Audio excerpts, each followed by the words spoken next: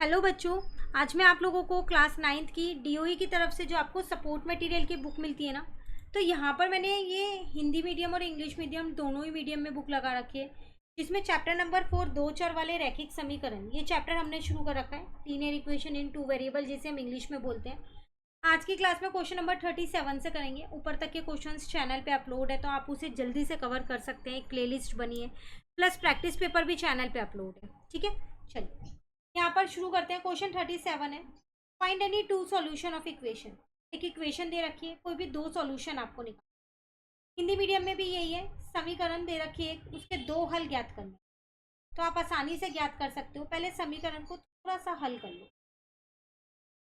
आपको दिया है 2x प्लस का y इज इक्वल्स टू में x प्लस का 5, तो 2x माइनस एक्स हो जाएगा, प्लस का y इज इक्वल टू 5, तो x plus y is equal to 5 हो गया। अब इसके दो हल निकाल लेते हैं, अब आसान हो जाएंगे ना हल निकालने। तो x की वैल्यू 0 रख दो तो y 5, y की 0 हो तो x 5, और भी निकाल सकते हो, आपकी मर्जी है। x की 1 है, y की 4 है, तो आप कितने भी हल निकाल सकते हो और सबके अलग अलग आंसर भी हो सकते हैं। इसमें ज़रूरी नहीं है जो मैंने निकाला है वही आप लिखो। ठीक है, कोई से भी दो हल निकाल देना। क्वेश्चन 38 में कह रहे हल x equal to 2 y equal to 3 के लिए समीकरण दे रखी है कि से p का मान ज्ञात करो। इसमें आपको इसका p का मान निकालना है, और ये पूरी समीकरण दे रखी है। x और y आपको इसमें पहले से ही बता रखे हैं कि क्या क्या है। क्वेश्चन क्लियर हो गया। चलिए, इंग्लिश मीडियम में भी यही है, find the value of p if x is equal to 2 and y is equal to 3 is the solution of the equation. इस इक्वेशन का सॉल्यूशन दे रखा है, x और y दे रखे हैं, आपको p की वैल्यू निकालनी है। एक चीज़ आप यहाँ ध्यान से देखो, आपको एक a भी दिख रहा होगा इसमें, तो आप सोचोगे यहाँ दो दो वेरिएबल हैं p और a, तो एक तो बता नहीं रखा क्या है। कोई बात नहीं, अब p की वैल्यू आप a के रूप में, a के फॉर्म में ही निकाल देना।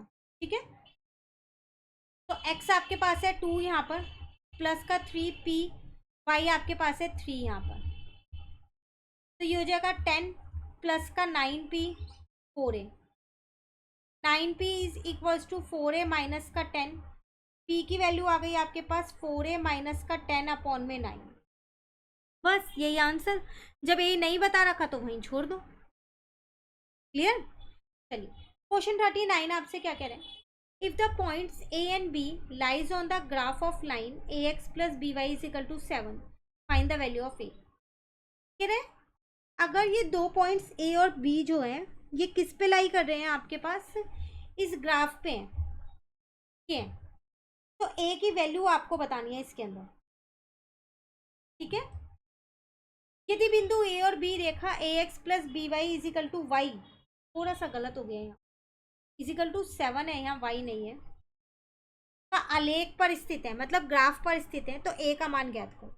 आपको एक समीकरण दे रखी है, उसके ग्राफ पर ये दोनों बिंदु स्थित हैं, तो इसका मतलब ये दोनों उसके हल दे रखे हैं आपको एक तरीके से, और आपको a का मान निकालना है।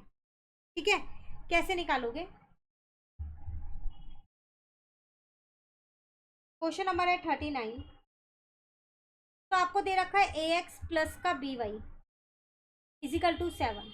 एक बार मैंने x की जगह पर 3 रखा है और y की जगह पर 5 रखा है, a वाला पॉइंट पुट किया है पहले, तो ये हो गया 3a प्लस का 5b इजिकल टू 7।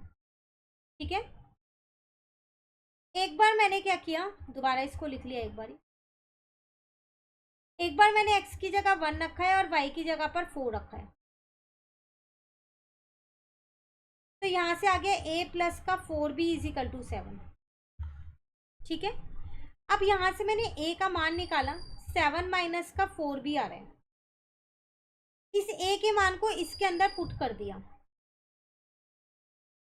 ध्यान से समझना बिल्कुल, इसे बोलते हैं सब्स्टिट्यूशन मेथड, जब जो कि आप 10th क्लास में पढ़ने वाले हो। ठीक है, तो पहली समीकरण लिया और यहाँ लिख दिया, पुट इन इक्वेशन 1 या फिर समीकरण 1 में रखो, तो ये हो गया 21 माइनस 3 4 जा 12b प्लस का 5b is equals to 7।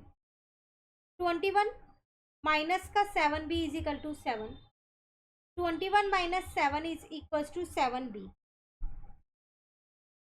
14 is equals to 7b, b 2 आ गया और मुझे a निकालना है।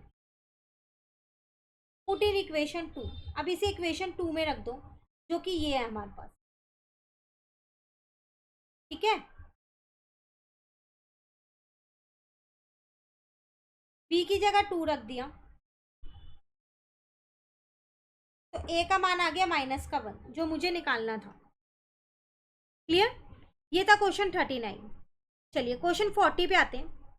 बिना आलेख बनाए उस बिंदु के निर्देशांक ज्ञात कीजिए जहां समीकरण 5x - 2y = 10 का आलेख दोनों अक्ष को काटता हो। आलेख मत बनाओ, ग्राफ मत बनाओ, पर आप वो बताओ, वो बिंदु के निर्देशांक बताओ जो इस समीकरण का दोनों अक्ष पे काट रहे हैं, एक्स पे भी और वाई पे भी। पर ग्राफ नहीं बनाना, आपको बिंदु बतानी है। लेकिन write the coordinates of the point where the graph of the equation intersect both the axis. दोनों एक्सिस पे कट कर रहे हैं तो उसके कोऑर्डिनेट्स बताओ।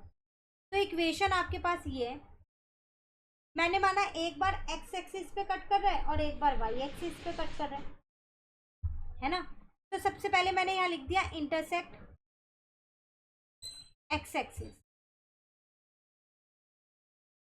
तो जब एक्स एक्सिस पे इंटरसेक्ट करेगा तो वाई की वैल्यू 0 हो जाएगी, ठीक है ना।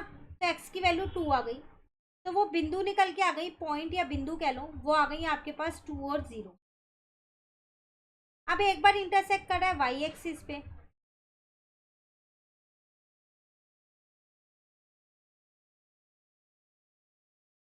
तो अब क्या हो जाएगा, अब एक्स की वैल्यू 0 हो जाएगी वाई एक्सिस पे,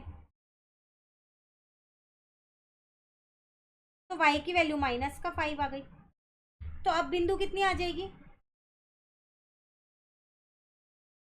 वो आ जाएगी आपके पास 0 और -5। तो देखो बिना ग्राफ बनाए ही हमने वो दोनों पॉइंट्स बता दिए हैं जब वो एक्स एक्सिस और वाई एक्सिस को कट करेगा। क्लियर है?